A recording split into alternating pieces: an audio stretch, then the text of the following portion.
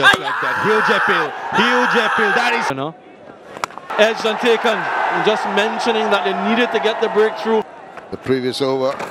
Oh, did he get a bit of bad on that? West ইন্ডিজের বিনা wicket 51 run থেকে 92 রানেই 5 wicket. If this is an art, the artist is Rishad Hossain. মাত্র 41 রানের ব্যবধানে 5টা wicket নিয়েছেন West ইন্ডিজের রিশাদ, এবং প্রত্যেকটা উইকেটই তিনি নিয়েছেন, টানা 5টা উইকেট নিয়েছেন এবং নিজের ক্যারিয়ারের প্রথম ফাইফার তিনি তুলে নিয়েছেন। ওয়ানডে কিংবা টি20 যে কোনো ফরম্যাট মিলিয়েই ক্যারিয়ারের প্রথমবারের মতো 5 উইকেট নেওয়ার স্বাদ কিন্তু রিশাদ নিয়েছেন। এর আগে ওয়ানডে ক্যারিয়ারে কখনোই 3 উইকেট কিংবা 4 উইকেটও পাওয়ার সুযোগ বা সৌভাগ্য হয়নি রিশাদের। তবে আজকের ম্যাচে একেবারে ওয়েস্ট ইন্ডিজের প্রথম যে 5 জন ব্যাটারকে বাংলাদেশ দল ফিরিয়েছে, প্রত্যেককেই আসলে রিশাদ ফিরিয়েছেন এবং বাংলাদেশকে তিনি ম্যাচে ফিরিয়েছেন। যখন মাত্র 208 রানের টার্গেটে ব্যাটিং করতে নেমেছিল ওয়েস্ট ইন্ডিজ, তখনই থেকেই একেবারে শুরু থেকে যেভাবে ব্যাটিং করছিল ওয়েস্ট ইন্ডিজ, তাতে মনে হচ্ছিল যে একেবারে শুরু থেকেই বাংলাদেশকে খানিকটা চাপে ফেলতে চায় ক্যারিবীয়রা। টানা তৃতীয়বার অর্জন করেছে দেশের সেরা সুপার ব্র্যান্ড স্বীকৃতি বসুন্ধরা টিস্যু। বেশ ভালো একটা ওপেনিং পার্টনারশিপও কিন্তু ক্যারিবীয়রা করতে পেরেছে, 50+ একটা ওপেনিং পার্টনারশিপ তারা করতে পেরেছে শেষ পর্যন্ত।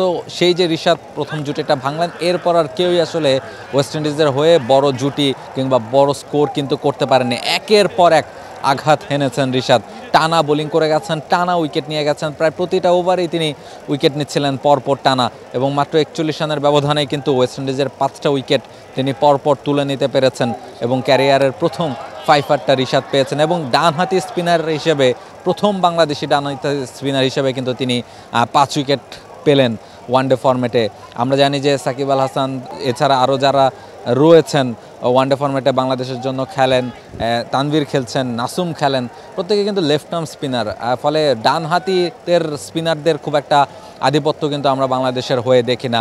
মিরাজ যদিও আছেন, মিরাজ বেশ ভালো পারফর্ম করছেন, টানা ক্যাপ্টেন্সি করছেন দলটা। তবে ডানহাতি স্পিনার হিসেবে প্রথমবারের মতো কিন্তু ওয়ানডে ফরম্যাটে 5 উইকেট নেওয়ার কৃতিত্বটা অর্জন করেছেন রিশাদই, এবং শুধু ক্যারিয়ারের প্রথম ফাইফারটাই তিনি নেননি, বরং বাংলাদেশকেও ম্যাচে ফিরিয়েছেন। এবং বাংলাদেশ এই মুহূর্তে ম্যাচের যে পজিশনে রয়েছে, তাতে বাংলাদেশ আসলে ম্যাচ জয়ের একেবারে দ্বার প্রান্তে রয়েছে বললে হয়তো বা ভুল হবে না।